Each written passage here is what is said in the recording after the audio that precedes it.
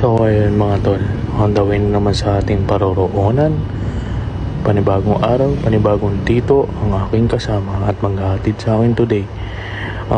Ito, rekta na tayo ngayon sa work at medyo fit sa mukha yung helmet na to.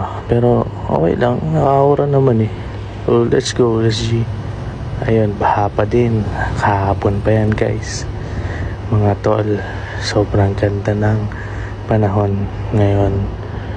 At yan, tiis pogi pa din.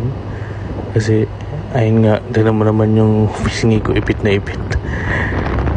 At ito, lapit na tayo mga tol. Nature trip muna. Amoy na amoy ang factory dito sa loob. So, let's go. Oops, kita ko pa lang, stress na ako. Panibago na namang kapagudan ngayong araw guys.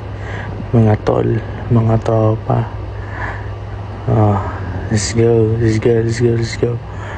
Pukin